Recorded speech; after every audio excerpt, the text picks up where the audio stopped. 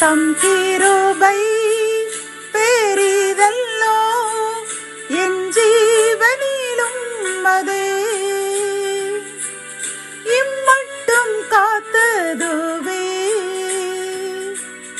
இன்னும் தேவை கிருபை தாருமே இன்னும் தேவை கிருபை தாருமே. தேவனுக்கே மகிமை உண்டாவதாக.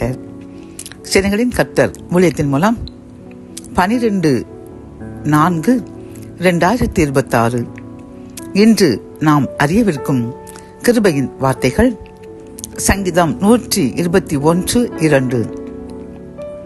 வானத்தையும் பூமியையும் உண்டாக்கின கர்த்தரிடத்திலிருந்து எனக்கு ஒத்தாசை வரும்.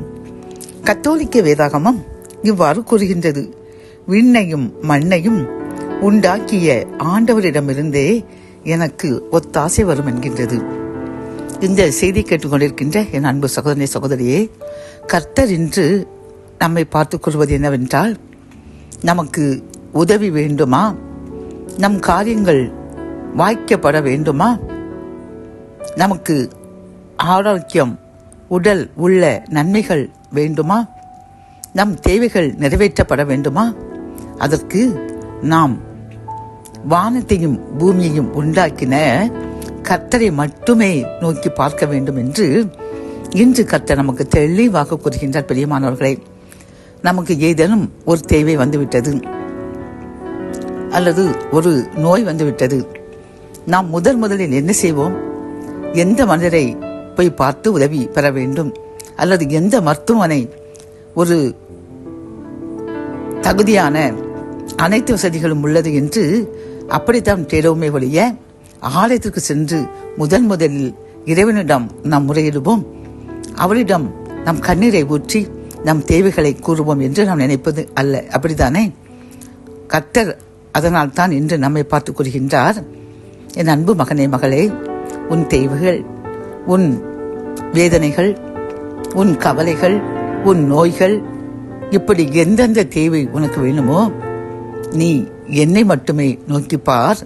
நான் தான் வானத்தையும் பூமியையும் அண்ட சராசங்களையும் படைத்து மண்ணிலிருந்து என் சுவாசத்தை ஊதி உன்னையும் உன் சந்ததியையும் படைத்து இம்மட்டும் பாதுகாத்து வருகின்றேன் என்று நமக்கு நினைப்பூட்டுகின்றார். பிரியமானவர்களே, இந்த செய்தியை கேட்டுக்கொண்டிருக்கின்ற நாம் இனிமேல் நமக்கு என்ன தேவைகள், என்ன பிரச்சனைகள் வந்தாலும் மனிதனிடம் ஓடிச் செல்லாமல் ஆலயத்திற்கு ஓடிச் செல்வோம்.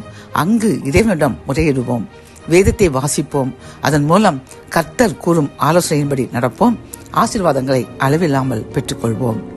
ஜெபம். என் அன்பு தகப்பனே, இந்த கிருபையின் வார்த்தைகள் மூலமாக அப்பா, எங்களுடைய தேவைகளில் உம்மை மட்டுமே நோக்கி பார்க்க வேண்டும். நீரே வானம் பூமி அண்ட சராசங்களையும் படைத்து எங்களையும் எங்கள் சந்ததிகளையும் இம்மட்டும் பாதுகாத்து வருகின்றேன் என்று கூறின கிருபையின் வார்த்தைக்காக நன்றியப்பா. நாங்கள் இன்றிலிருந்து உம்மை மட்டுமே நோக்கி பார்ப்போம் என்று உறுதியெடுக்கின்றோம். எங்கள் உறுதியை ஏற்றுக்கொள்ளுங்க. அதன்படி எங்களையும் எங்கள் சந்ததிகளையும் ஆசீர்வதிங்க. மீட்பர் இயேசுவின் முன் ஜெபம் கேளும் நல்ல தகப்பனே. ஆமேன்.